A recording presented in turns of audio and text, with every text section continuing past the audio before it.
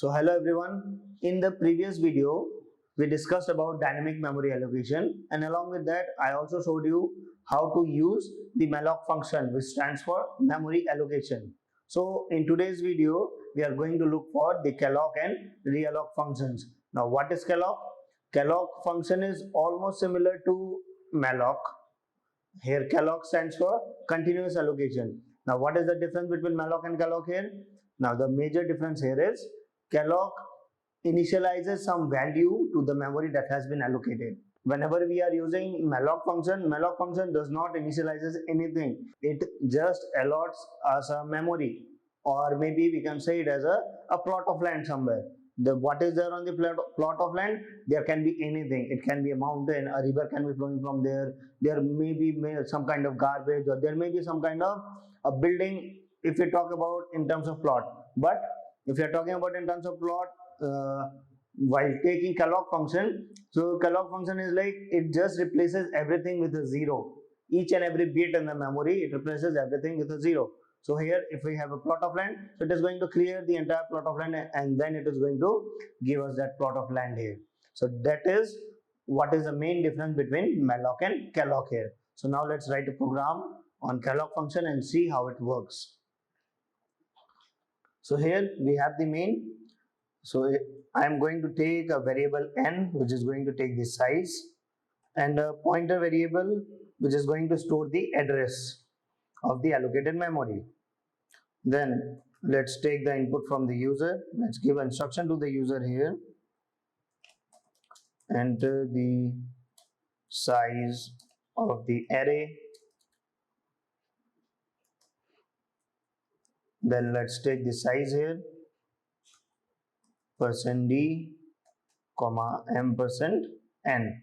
Done. We have taken the size here. Now we are going to call the calloc function here.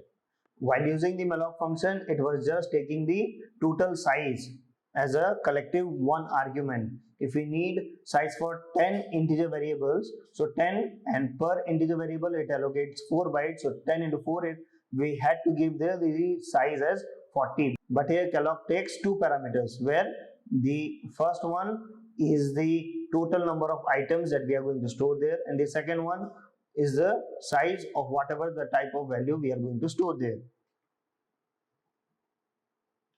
So now calloc, we need the size here as n, comma, and let's say if it is an integer array, so use the function size of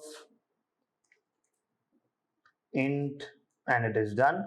Now we need the pointer variable to store the address, and as I have said before for malloc, here also similarly calloc returns a void pointer, so we have to convert this into integer type, and it is done. Then as I said, every time we should check if the memory was not allocated. If the allocation was failed, then it is going to return a null. So if ptr is equal to null, give instruction here, unable to allocate memory, and then return 0, because we know that we are not going to do any operations if the memory is not allocated. Then let's ask the user for the values that has to be stored in the array. So enter the values, then take a for loop here, int I equal to 0, I less than n, I plus plus, and every time we have to write a scanf statement here, %d, m% ptr of I. Done. We are done here with taking the inputs. Now let's display the inputs and see if the values are getting stored or not perfectly.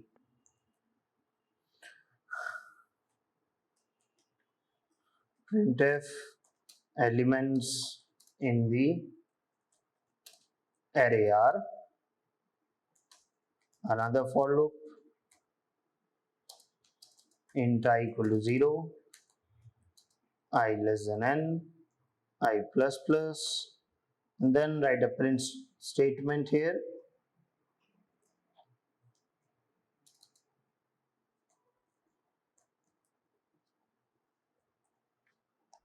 and it is done. This is going to print all the values that we have in the array. And at last, we should never forget that we have to release the memory after using that memory. So use the free function, pass the pointer here, and it is done. This is it. So let's execute this program. So let's say the size is 6. My numbers are 7, 4, 1, 9, 6, and 3. Enter, and here it is printing the same thing here again, that the elements in the array are these 7, 4, 1, 9, 6, and 3. So this is how we are going to use the calloc function.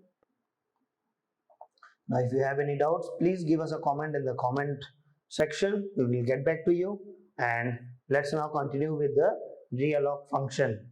So now this realloc function, why it is used for? So it is in the name itself, realloc, reallocation of the memory. Suppose if I have requested for some memory, I was provided with that memory, but later on I saw that I need to expand the memory, or maybe I need to reduce the memory that I am using there. So there we can use the realloc function. Now this realloc function takes two parameters. The first one is the pointer variable, which is storing the address of the previously allocated memory, and the second thing is the new size. What is going to be the new size of the reallocated memory? Suppose before I am storing 5 integers, but later on I want to increase the size by 2, so my new size will be then a 7. And similar to malloc and calloc, realloc also returns a void pointer. So here also we are going to store the address, even though the address is going to be the same. Okay, so now let's look here and write the program.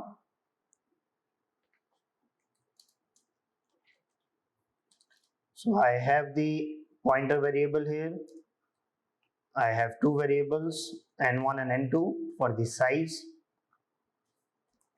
Give the instruction to the user, enter the initial size of the array, scanf %d, %n1, done. Now we are going to use the malloc function here. If you remember how it was taking the size, n1 into size of integer, and it was returning an address here. So store it in the pointer variable and convert this into integer type. Done. And every time it is very necessary for us to check if the pointer variable is storing a null value. If ptr equal to null, printf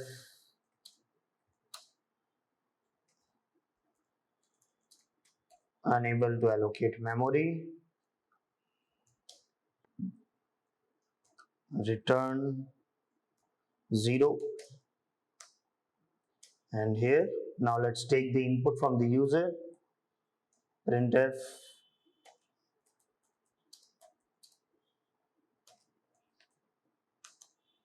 enter the values,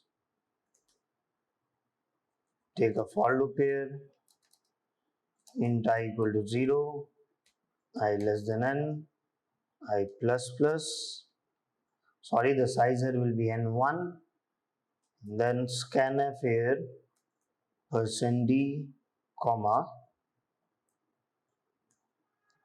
ampersand ptr of I, done.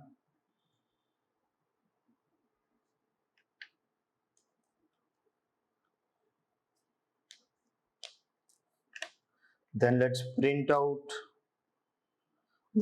just print the initial values, elements in the initial array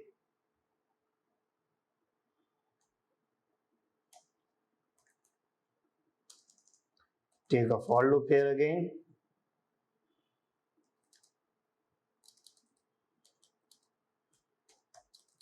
Where I is going to start from 0 till n minus 1, n1 minus 1, and I plus plus, printf, the values are %d, double space, comma, ptr of I, and it is done. We are done with this. This is what we were doing while using malloc. Now we are going to use the realloc function. So ask the user to enter the new size of the array. The user is going to enter some value, %d and %n2, which is our new size here. Then the same statement here also we have ptr equal to int star, and then call the realloc function, pass the values here, the pointer variable, comma, and the new size, that is n2 into size of integer, and it is done. Then let's say everything is looking good.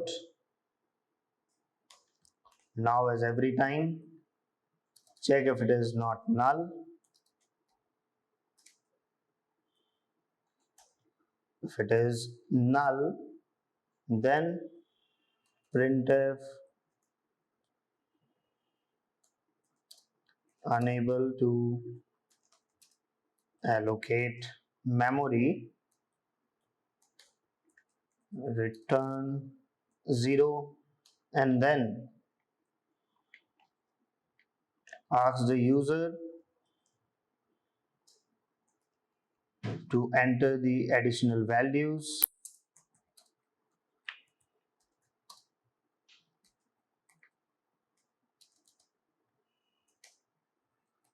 A for loop here, but this time instead of starting it from 0, it is going to start from n1, and it is going to end at n2 minus 1. I plus plus, then scan the values here, %d, comma, ampersand of ptri. Now here also we are done with taking all the inputs from the user, the additional inputs that we had to take here. Now let's print the values here.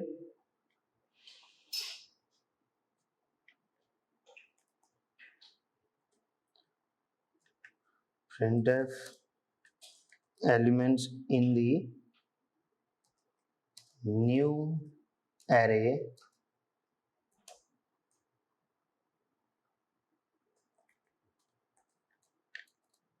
here. For printing everything, the array is going to start from 0 till n2, and I plus plus, printf the values here,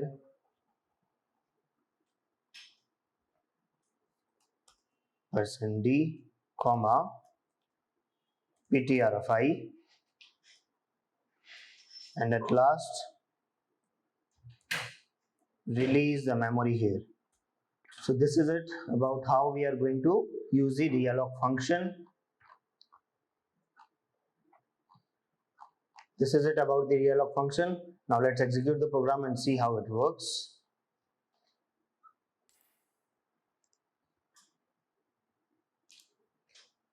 So let's give here our initial size, let's say 6, 7, 4, 6, 0, 3 and 8.